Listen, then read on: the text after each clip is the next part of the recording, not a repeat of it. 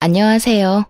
여러 사연 들으면서 저도 언젠가는 이야기할 소재가 있을까 싶었는데 얼마 전 돈 욕심에 눈이 먼 형님 덕분에 평범치 않은 사건이 생겨 이렇게 사연을 보내보게 되었어요. 당시에는 심각하기도 하고 걱정도 되었는데 지금에 와서 보니 어처구니 없기도 하고 큰일이 아니구나 하는 생각이 드네요. 저는 30대 후반 전업주부인데요. 결혼 생활을 해보니 남편과의 관계도 중요하지만 시댁과 사이가 틀어지거나 좋지 않은 집안들도 주변에 흔하게 보이더라고요. 그래서 결혼 초반에 걱정을 많이 했는데 걱정할 필요가 없게 만들어준 사람이 지금의 남편이에요. 신랑은 별 볼 일 없는 평범한 회사원이지만 막둥이로 사랑을 많이 받고 자라서인지 애교도 많고 저희 가정뿐 아니라 양가 가족들을 잘 챙기는 덕분에 저도 시댁에 적응을 잘할 수 있었어요. 더군다나 시어머님도 저를 많이 아껴주셔서 저도 시어머님을 친정엄마처럼 사랑하고 존경하게 되었어요. 시댁에 딸이 없어서인지 지금도 친딸과 엄마처럼 집에 자주 찾아뵙고 데이트도 많이 하고 있답니다.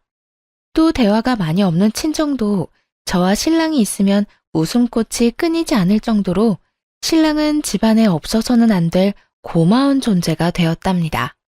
남편과 이런 결혼 생활을 하는 것이 제게는 더욱 꿈만 같은데요. 왜냐하면 제가 어릴 때 저희 집은 사정이 여의치 않아서 부모님은 서울로 돈을 벌러 가시고 저와 언니는 큰엄마 댁에 맡겨져 눈칫밥을 먹고 자랐어야 했기 때문이에요.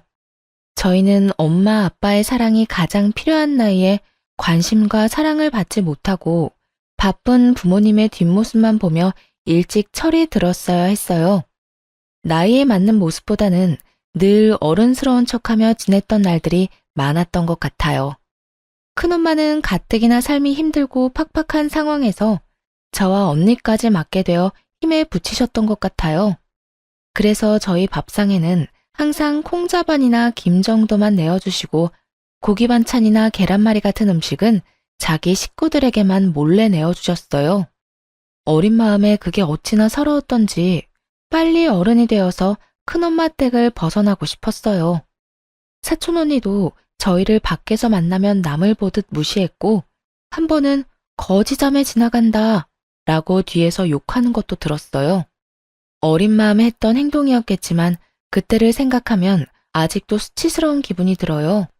저희는 화장실을 쓰는 것이나 잠자는 것까지 눈치가 많이 보였는데요.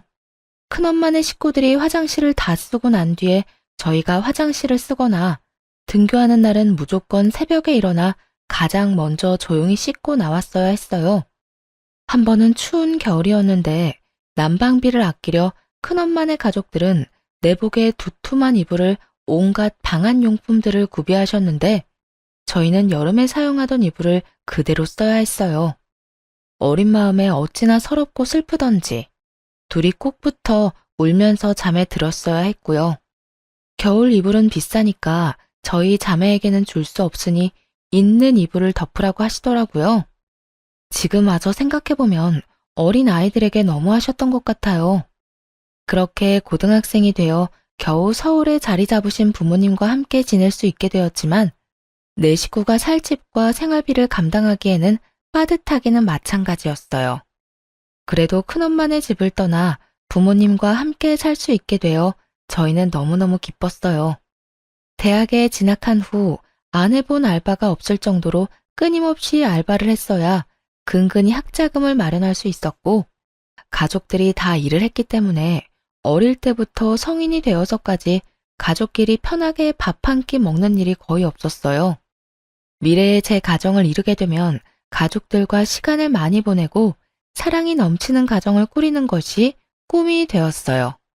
그래서 저는 경제적인 뒷받침이 될 수 있도록 더 열심히 일하고 악착같이 돈을 모았어요. 그러던 중 친구의 소개로 남편을 만나게 되었는데 온갖 고생하며 서럽게 자란 저와는 달리 남편은 누가 봐도 사랑을 많이 받고 자란 막내 아들 티가 났어요. 저랑은 다른 세계의 사람 같던 남편에게 끌려 연애를 시작했고 남편도 생활력이 강하고 싹싹한 제 모습이 마음에 들었다고 하더라고요. 그렇게 약 4년이란 시간 동안 남편과 연애를 했고, 연애 기간 동안 누구보다 사랑받는 여자가 될 수 있게 해주었어요. 그리고 한결같이 저와의 시간도 가족들과의 시간도 소중하게 여기는 남편의 가정적인 모습을 보게 되었는데요. 만약 이 사람과 가정을 꾸린다면 내가 꿈꾸던 가정을 이룰 수 있겠다는 확신이 들어 4년 연애 끝에 결혼을 결심하게 되었어요. 그렇게 결혼을 결심한 뒤 우연히 남편을 소개해줬던 친구를 통해 남편의 집안이 제가 생각한 것보다 훨씬 부유하다는 것을 알게 되었어요. 사실 괜찮은 정도라고는 알았지만 경제력으로 동네에서는 꽤나 유명한 모양이었어요. 그에 반해 저희 집은 그때까지도 살림이 여의치 않아 저의 결혼식까지 부담스럽게 생각하셨어요. 혼수나 예단을 그때 당시에는 지금처럼 생략하는 분위기가 아니었기 때문에 부모님도 걱정이 되셨나 봐요.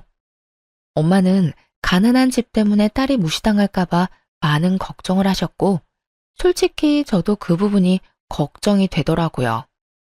드라마에서 나오는 부유한 집 자식과 가난한 집 자식의 결혼이 떠오르면서 저를 반대하시거나 핍박하시면 어떻게 하나 하는 막연한 두려움이 들었어요. 그래서 남편에게 우리 집안이 남편 집안에 비해 너무 기우는 것 같다며 걱정을 내비치자 남편은 제 생각을 이미 예상하고 있었다는 듯 어릴 때 이야기를 해주었는데 남편이 어릴 때 아버지와 어머니가 이혼하셨고 이후 꽤 오랜 시간 동안 저희 집처럼 형편이 어려웠다는 이야기를 해주었어요. 대령아, 우리 엄마도 우리 때문에 고생 많이 하셨는데 내가 고등학생 때까지만 해도 우리 셋이 바퀴벌레 나오는 단칸방에 살았었어. 옷 말릴 곳도 없어서 빨래를 해도 옷에서 쾌쾌한 냄새가 나더라. 그래서 학교 다닐 때 거지라고 많이 놀림받았었어. 지금은 어머니 덕분에 집이 많이 나아진 거지. 우리 집 얼마 전까지도 힘들었다니까. 그리고 누구보다 혜령이 입장 잘 이해해 주실 분이 우리 엄마니까 괜찮을 거야. 오빠도 중간에서 잘할게. 고마워. 나도 오빠를 믿는데 그래도 내가 괜히 위축되는 건 어쩔 수 없나 봐. 그래, 맞아. 충분히 그렇게 생각할 수 있어. 우리 집도 똑같았다니까. 만약 내가 혜령이 입장이었어도 똑같았을 거야. 너무 걱정하지 말고. 문제가 생기면 서로 의지하면서 해결해 나갈 수 있을 거야. 이제는 혼자가 아니라 둘이잖아. 남편은 어머님이 고생하신 일들에 수확을 거둬서 괜찮은 살림이 되었지만 예전엔 저희 집안과 다를 것이 없었다고 이야기해주며 문제가 생기면 함께 이겨나가자고 약속하면서 불안한 저를 다독여 주었어요. 그리고 결혼하겠다는 말씀을 드릴 때 어머님께 저희 집 사정을 넌지시 말씀드렸고 본인도 그런 시절이 있으셨다며 공감이 된다고 우리가 결혼하게 되면 제가 힘들지 않게끔 배려하겠다는 이야기를 들었어요. 비록 남편에게 건너들은 말이었지만 이렇게 남편을 번듯하게 사랑이 넘치게 키워주신 것을 생각하면 시어머님도 분명 좋은 분일 거라는 생각에 저는 부담을 많이 내려놓을 수 있었어요.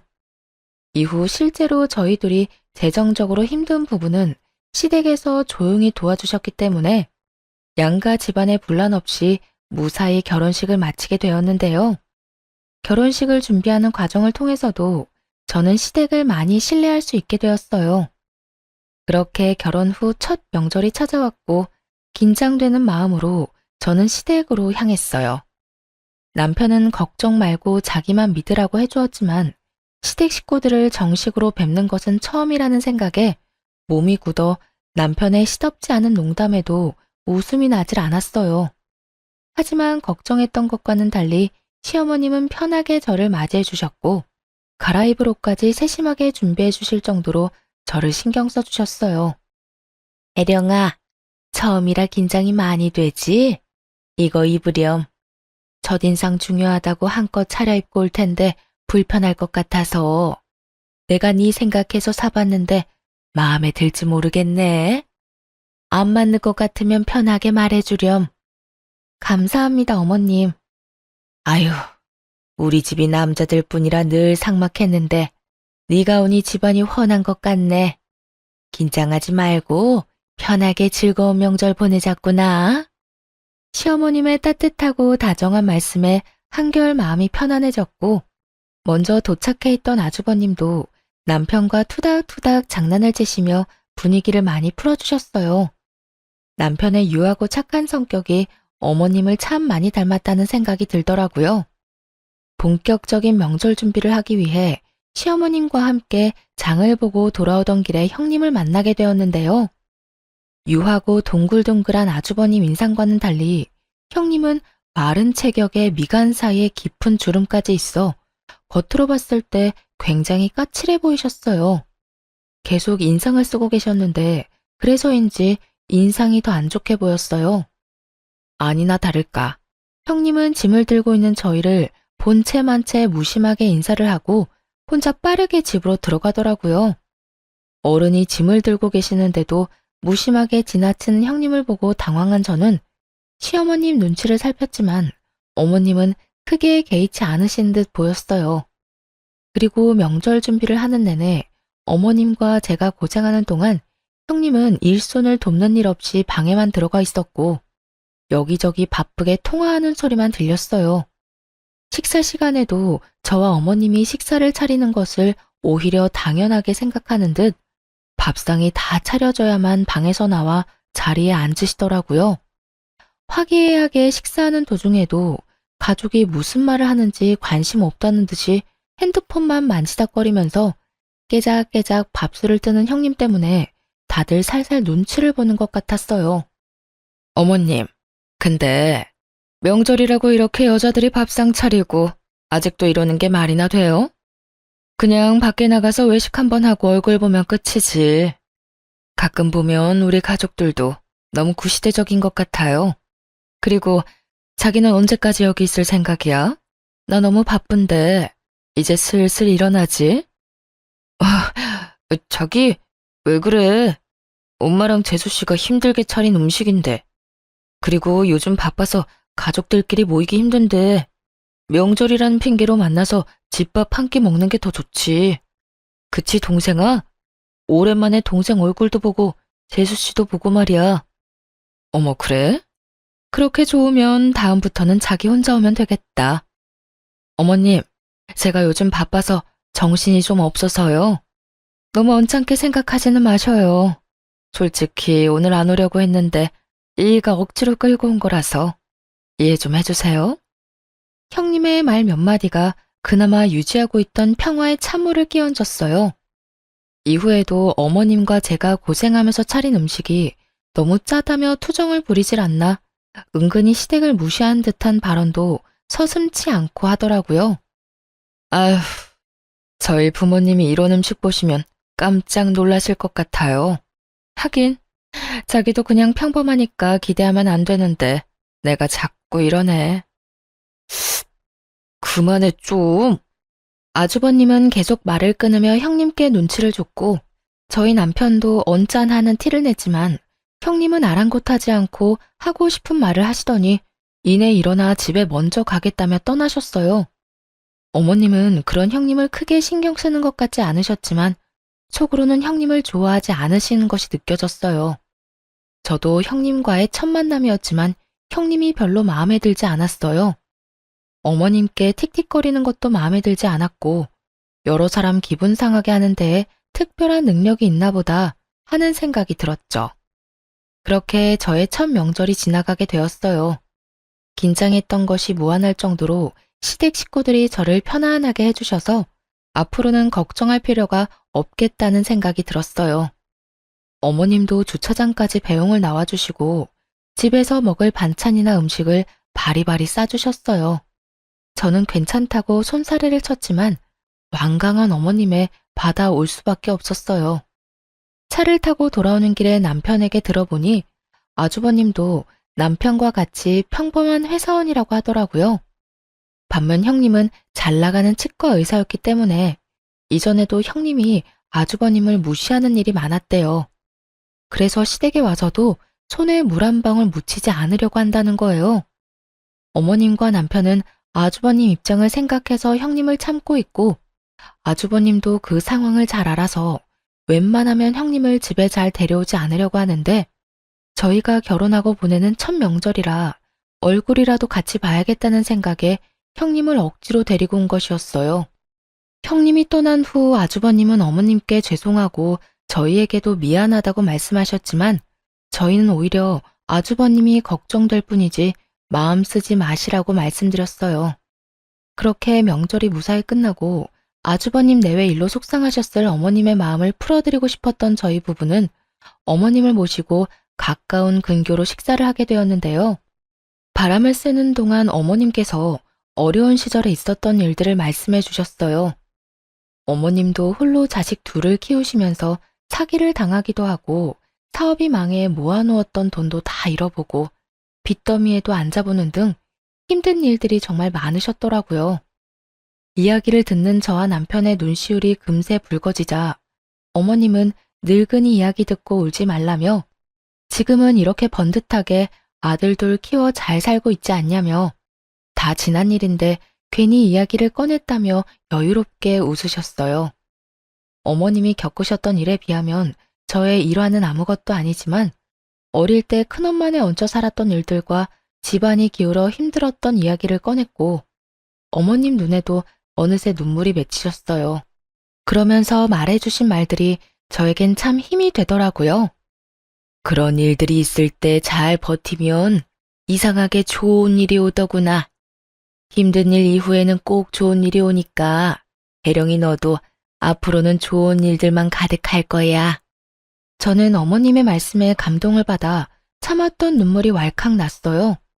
그 대화를 계기로 어머님과 저의 사이는 더욱 가까워지게 되었고 저에게 그날은 어머님께 따뜻한 사랑을 받았던 추억으로 오래도록 기억되는 날이 되었어요. 식사하는 내내 아주버님 내외에 대한 이야기는 꺼내지 않았고 어머님도 굳이 말씀하지 않으셨지만 저희가 부족하게나마 어머님을 위로하고 싶어 한다는 사실을 느끼셨는지 저희에게 고맙다는 말씀을 계속하셨어요. 시간이 지나 형님 해프닝은 잊혀가며 평소처럼 알콩달콩 지냈는데요. 하루는 웬일인지 형님께 먼저 전화가 왔어요. 아주버님과 해외에 나갈 예정이라 그 기간 동안 강아지를 돌봐달라는 부탁을 하려 전화를 했더라고요. 저는 그다지 내키지 않았지만 평소 강아지를 좋아했고 아주버님을 생각해 형님 내외 여행 기간 중 저희 집에서 강아지를 돌보기로 했어요. 남편과 함께 매일 강아지를 산책시키고 목욕도 시켜주면서 나름 재미있는 시간을 보냈던 것 같아요. 형님 내외가 여행해서 돌아오는 날, 역시나 저희의 예상대로 아주버님 혼자 강아지를 데리러 저희 집에 오셨어요. 오랜만에 뵙는 아주버님과 여행 이야기도 들을 겸 차를 한 잔 내어오는데 아주버님께서 형님과 이혼을 하고 싶다는 말씀을 조심스럽게 하셨어요. 나 정말 아내랑 이혼하려고. 재수 씨는 앞에서 이런 이야기해서 부끄럽네요. 아주버님, 그런 말씀 마세요. 서로 맞지 않으면 이혼하는 거죠. 요즘 세상에 그런 게 부끄러운 일인가요?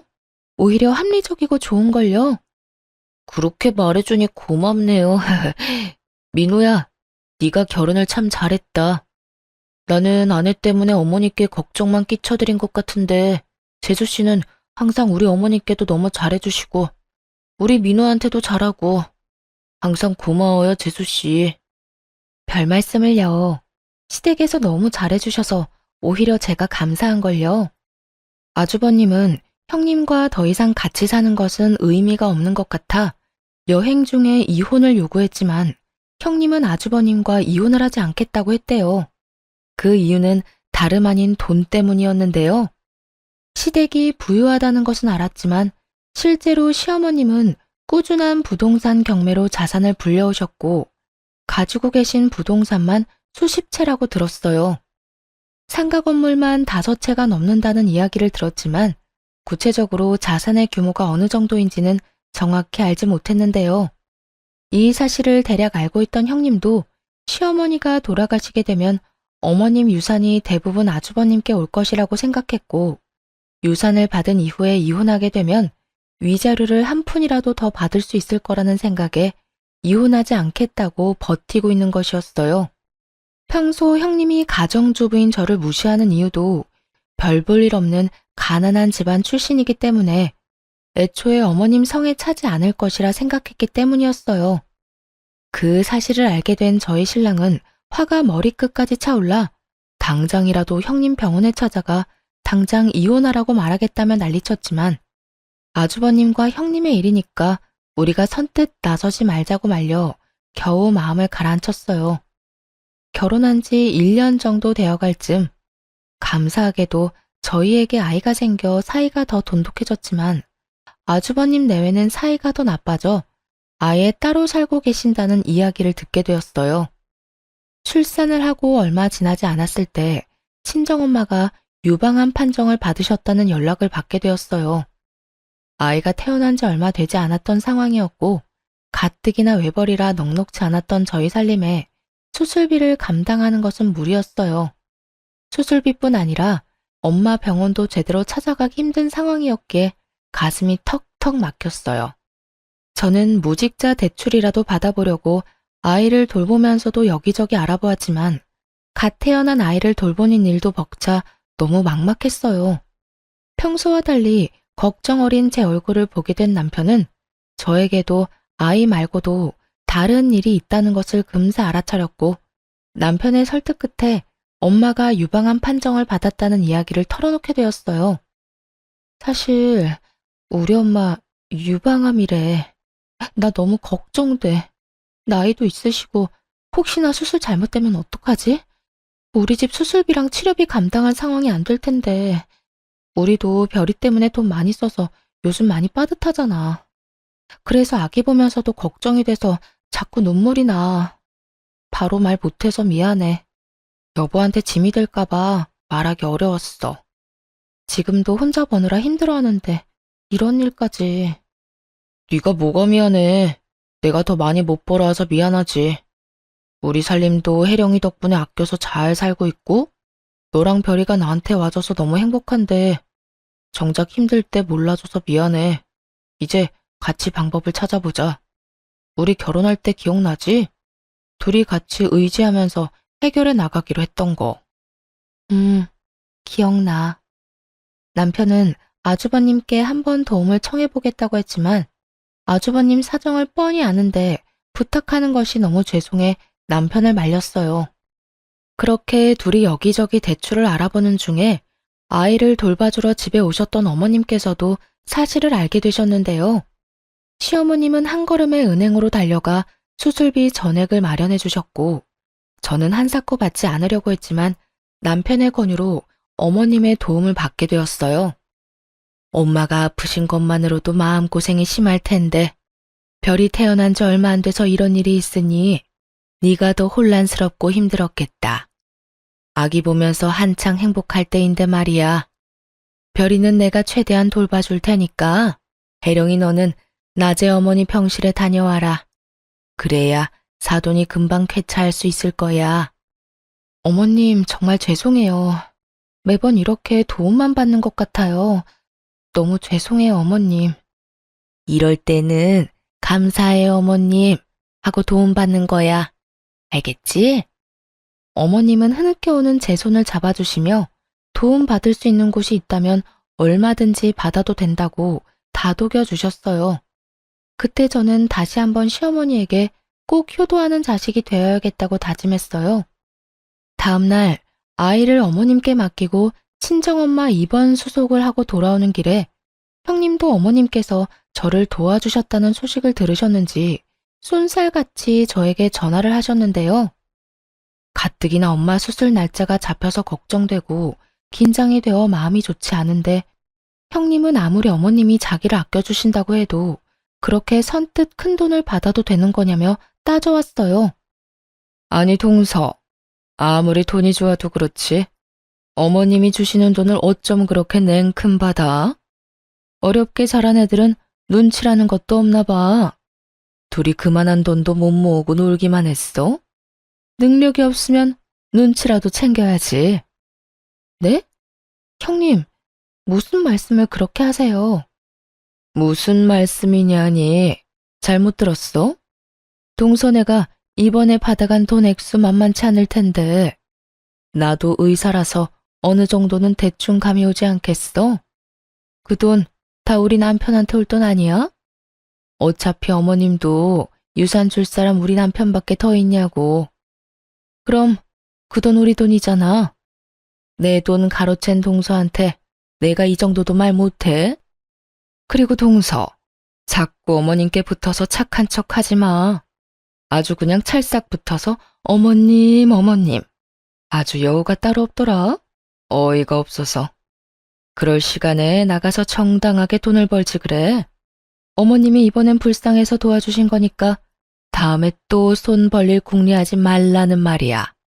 알았어? 그리고 이번에 돈을 받았다고 해서 어머님 유산이 저희 부부에게 갈 거라고 착각하지 말라고 하더라고요. 형님의 말도 안 되는 억지와 폭언에 저는 너무 어이가 없었어요. 계속 듣다 보니 아무리 손윗 사람이라도 선을 넘었다는 것은 말해줘야겠다는 생각이 들어 한마디 했습니다. 형님은 상도덕도 없어요? 엄마가 암 판정을 받아서 힘든 사람한테 이런 식으로 얘기하는 게 개념 있는 행동인 것 같아요. 그러거나 말거나 형님은 자신의 돈을 뺏겼다는 생각에 분했는지 도리어 윽박을 지르더군요. 뭐? 개념? 동서 말이 심하네. 아니, 따지고 보면 내 말 맞잖아. 어머님이 불쌍해서 준 돈. 그걸 넙죽 받아먹은 동서도 수준 알만한데 뭘. 하긴, 없이 살면 그런 큰 돈에 눈 돌아갈 수도 있지. 그런데 어머님이 동서한테 그런 큰 돈을 내준다고 해서 동서 팔자가 바뀔 거라는 착각은 하지 마. 내가 입 아프게 말 안 해도 어차피 그 유산은 장남이 가져가게 될 거야. 그러니까 허튼데 욕심 부리지 말고 그 시간에 장남인 우리 남편한테 조금이라도 더 잘 보이는 게 낫지. 안 그래? 저는 황당하고 힘에 부쳐 형님 전화를 뚝 끊어버렸어요. 그리고 집에 도착해 남편과 어머님을 만났는데 곧바로 서러움에 눈물이 터져 나왔어요. 혜룡아, 무슨 일이야? 장모님 병이 갑자기 더 심각해지신 거야? 아니, 그게 아니라 제가 말을 잇지 못할 정도로 울자 어머님은 따뜻한 물을 가져와 주셨고 물을 마신 뒤 제가 진정될 때까지 꼭 안아주셨어요. 덕분에 한 차례 진정이 된 저는 형님이 제게 했던 말들을 쭉 이야기했고 남편도 어머님도 화가 나 얼굴이 붉게 달아올랐어요. 참다 못한 남편이 형님께 직접 전화해 똑같이 따지겠다는 것을 어머님이 말리셨어요. 그런 생각까지 하고 있는 줄 생각도 못했구나. 그저 말만 이쁘게 못하는 아이인 줄 알았더니 돈 욕심이 하늘을 찌르는구나. 이런 아이인 줄 알았으면 애초에 결혼 허락도 안 시켰을 게다. 이럴 게 아니라 첫째한테 말해야겠어. 얼른 이혼하면 좋겠다고. 위자료가 얼마가 들던 이혼은 무조건 밀어붙여야겠어. 이후 아주버님도 형님의 만행으로 오만정이 떨어져 더 강하게 이혼을 요구하기 시작하셨다고 들었어요. 형님이 저에게 사과하리라고 기대조차 하지 않았는데요. 역시나 사람은 안 변한다고 제가 남편과 아주버님을 깨워 자기만 나쁜 년으로 만든다며 시어머님께 제 욕을 한 바가지 했다고 하더라고요. 하지만 어머님은 제가 울었던 당시 함께 계셨기 때문에 그 말을 믿지 않으셨어요. 시어머님 도움으로 엄마 수술이 잘 끝나고 저도 낮에는 아이를 맡기고 병간호를 꾸준히 하며 안정기에 접어들었을 무렵이었어요. 동네 부동산 중개업자들 사이에서 시어머님이 무리한 투자로 부동산과 돈을 다 잃으셨다는 소문이 돌기 시작했는데요. 업자들 사이에서 저희 시어머님은 큰 손으로 유명하셨기 때문에 소문이 더 빠르게 퍼져나갔고 부동산에 관심이 없던 저희 부부에게까지 그 이야기가 들려오게 되었어요. 소문이 퍼지고 있는 중에도 어머님은 아기를 봐주시러 저희 집에 자주 들러주셨는데 그 일에 대해 알고 계시는 건지 모르시는 건지 별다른 말씀은 없으셨어요. 저희는 어머님이 걱정되기도 했지만 평소와 다름없이 평온한 어머님의 모습 때문에 소문일 뿐이라고 믿었어요. 그래서 평소와 다름없이 어머님과 좋은 시간을 보내려고 노력했어요. 반면에 형님은 전혀 그렇지 못했죠. 하루는 남편과 아이와 함께 시댁에서 식사를 하고 있는데 갑자기 형님이 문을 벌컥 열고 들어왔어요. 신발도 제대로 벗지 않은 채 집 안까지 들어온 형님은 어머님을 붙잡고 진짜 망하셨냐며 갑자기 소리를 지르기 시작했어요. 어머님, 진짜 망하신 거예요? 부동산 다 잃었다면서요. 대답을 좀 해보세요, 대답. 그러게 늙은이가 집이나 지키지 투자가 웬 말이에요. 있는 돈 잘 모아놓으면 이딴 문제는 없잖아요. 아니면 진짜 노망 났어요? 대답 좀 해봐요. 형님이 어머님 코앞으로 다가가 소리를 질렀지만 어머님은 아무 대답도 하지 않으셨어요. 나한테 위자료 준다고 했다면서? 내 돈 어쩔 거예요? 이런 코딱지만한 콩가루 집안에서 내가 얼마나 시간을 허비했는지 몰라요? 위자료 토해내요, 빨리. 형님은 무슨 노망이 나서 그렇게 돈을 다 날리셨냐며 울고불고 어머님을 잡고 난리를 쳤고 끝까지 어머님은 아무 대답도 하지 않으셨어요. 형님이 얼른 위자료 내놓으라며 소리를 지르면서 어머님을 붙잡고 흔들자 그 꼴을 더는 보지 못하겠어서 저희가 나서서 형님 손을 내쳤어요. 그 힘에 형님은 종이장이 흔들리듯 바닥에 넘어졌는데 바닥에 넘어지자마자 악에 받쳤는지 벌떡 일어나 저희에게 손가락질하며 소리를 지르더군요. 아니 너네는 뭔데 나서? 그래 너는 이 순간만 바래왔지? 어머님이 망하든 말든 상관없이 나한테 복수하고 싶었지. 지금 이 순간에도 그렇게 잘 보이고 싶어? 상황 파악이 안 돼? 어머님 망했다니까. 너네가 그토록 바라던 돈 한 푼도 없으시다고. 그만하세요, 형님. 언제 한번 어머님 모시고 제대로 된 식사라도 한 적 있어요? 형님 배 채울 생각만 하다가 계획대로 안 되니까 어디로 와서 행패해요? 설사 어머님이 망하셨다고 해도 사랑하는 가족이고 집안의 어른이세요. 이런 식으로 와서 울고불고 난리치는 게 맞아요? 의사라면서요. 많이 배웠다면서요. 이게 많이 배운 사람이 할 행동이에요. 너 이게 뭐라고? 말 다 했어? 보자 하니까 무식한 게 끝도 없이 기어오르네. 네 위치를 알고 말해. 너도 지금 윗사람한테 대드는 거 아니야? 아, 지금 또 기회다 하고 여우짓 하는 거지? 어머님한테 그렇게 잘 보이고 싶어? 그러려고 여기서 나올 때까지 기다렸니? 겨우는 무슨 그런 식으로 사람 이상하게 만들면 좋아요? 그리고 어머님 돈이 왜 형님 돈이에요? 어머님이 산전수전 다 겪으시면서 힘들게 모아온 돈이에요. 형님이야말로 어머님에 대해 아무것도 모르고 우리 집안에 아무 공헌도 안 해놓고 그 돈이 형님 돈이라고 우기는 게 그게 바로 거짓인부 아니에요? 도대체 뭘 안다고 소리를 질러요? 어른 앞에서 악지르고 떼쓰고 나이 먹고 부끄러운 줄 아세요? 자꾸 저보고 무식하다고 하시는데 진짜 무식한 건 형님이에요. 뭐라고? 너 지금 나이 먹고 부끄러운 줄 알라고? 무식하다고? 말 다 했어? 말 다 했냐고? 그러든 말든 너가 무슨 상관인데 난리야? 그만하시고 저도 형님처럼 막무가내로 나가기 전에 당장 이 집에서 나가요. 내가 여기서 왜 나가? 씨. 늘 조용하고 소극적이던 제가 강하게 나오자 당황한 형님이 머뭇거렸고 그러던 찰나 남편이 나서서 형님을 집 밖으로 끌어내 쫓아버렸어요.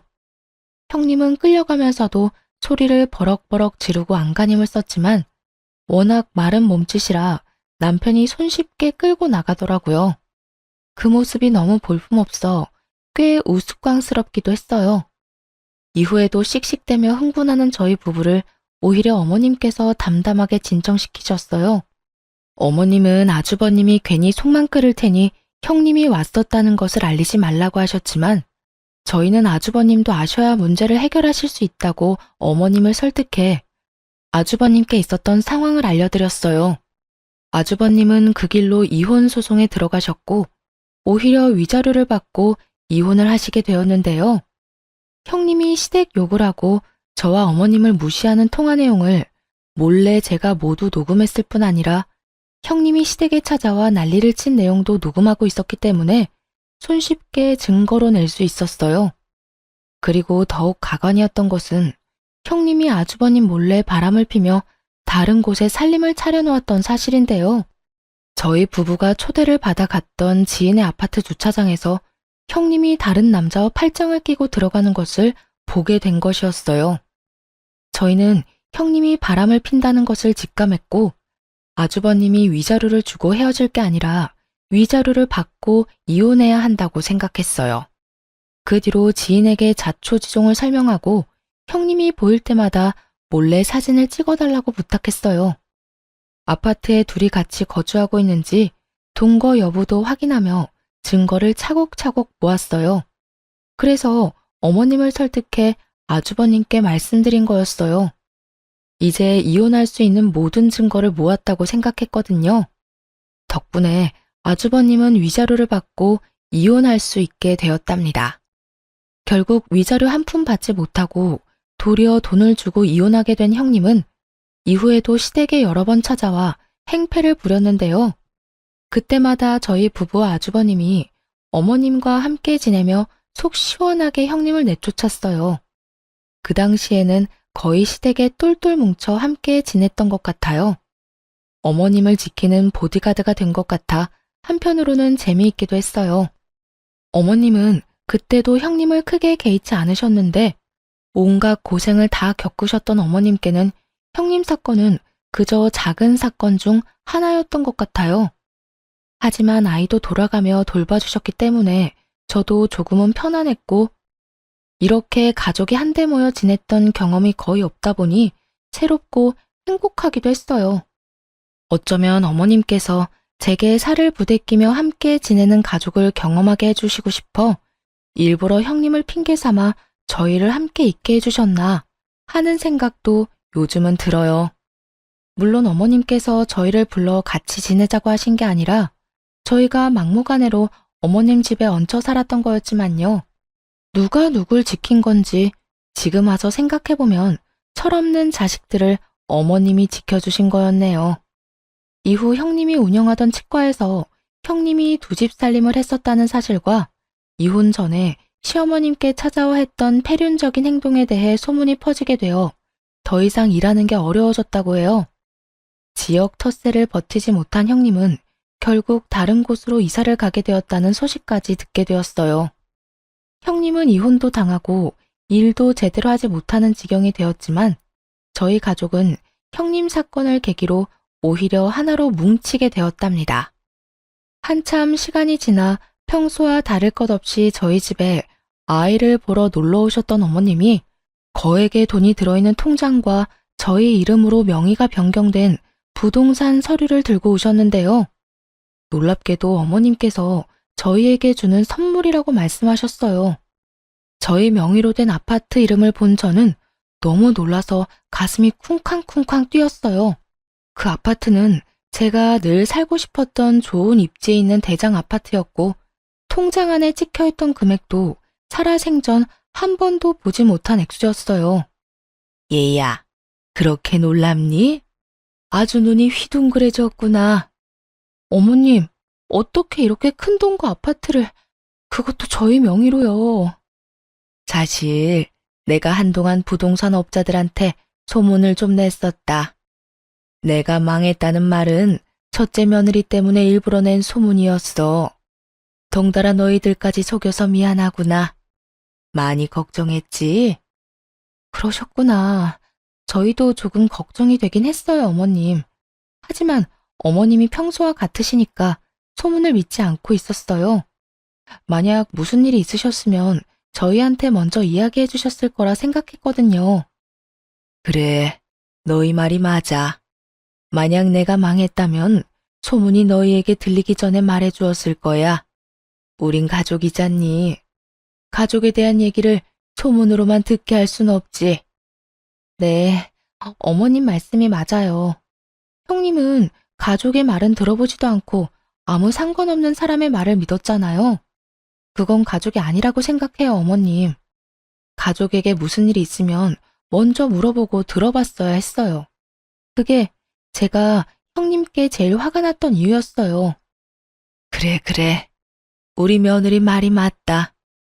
역시 우리 며느리가 제일 똑똑해. 솔직히 그날은 네가 너무 화를 많이 내서 나도 놀랐단다. 우리 며느리한테 이런 면도 있구나 싶고 아주 든든하고 고마웠어. 늘 내 편이 되어주겠구나 하고 감동적이기도 했고 엄마도 큰 며느리가 너를 막 대했을 때 너무 화가 났지만 무작정 내가 화를 내면 더 물러서지 않았을 거라 조용히 참고 있는다고 나도 힘들었단다. 그동안 부족한 엄마 옆에 항상 있어주고 믿어주어 고맙구나. 이건 너희에게 주는 내 선물이니까 부담 갖지 말고 받아주렴. 알고 보니 어머님은 형님이 어머님 유산을 노리고 아주버님과 이혼하지 않고 버티고 있다는 것을 알고 계셨어요. 그래서 동네 중개업자들에게 일부러 소문을 내게 하셨던 거였어요. 그동안 투자가 망한 게 아니라 오히려 더 잘 되고 있던 상황이셨대요. 어머님은 저희 부부에게 그동안 사실대로 이야기하지 못해 미안하다고 하시며 아무 말 없이 믿어주고 옆에 있어줘서 고맙다는 말씀을 하셨어요. 저희는 절대 받을 수 없다고 말씀드렸지만 어머님이 너무 완강하셨던 탓에 결국 감사히 받게 되었어요. 그 뒤로도 어머님은 생각지 못한 금액의 돈을 종종 저희에게 베푸셨어요. 받지 않겠다고 해도 워낙 의견이 강하셔서 받긴 받았는데요. 값진 돈 절대 낭비하지 말자고 생각해 그 돈을 차곡차곡 모아두었죠. 그리고 좋은 기회가 생겨 월세를 받을 수 있는 소형 건물까지 매입하는 데 성공했네요. 덕분에 저희 생활비 외에도 어머님께 넉넉한 용돈을 드릴 수 있는 수준이 되었어요. 어머님께서 저희 쓰라고 주신 돈이지만 그것을 마냥 저희를 위해서만 쓰기보다 늘 도움을 주셨던 어머님께 돌려드리고 싶은 마음이 컸거든요. 다행히 열심히 투자 공부를 하고 발로 뛴 덕분에 어머님께 효도를 할 수 있게 돼서 요즘 너무 감사하고 행복해요. 그리고 형님이 지방에 있는 작은 병원에서 겨우 입에 풀 칠할 정도로 생활하고 있다는 소식을 건너 듣게 되었죠. 되도 않는 욕심만 부리다가 모든 것을 잃고 쫓겨난 형님의 끝을 보면서 어려운 환경에서도 헛된 욕심을 품지 않고 살아온 제 자신에게 감사함을 느꼈어요. 저희 부부는 새로운 마음으로 어머님이 주신 아파트로 이사를 했어요.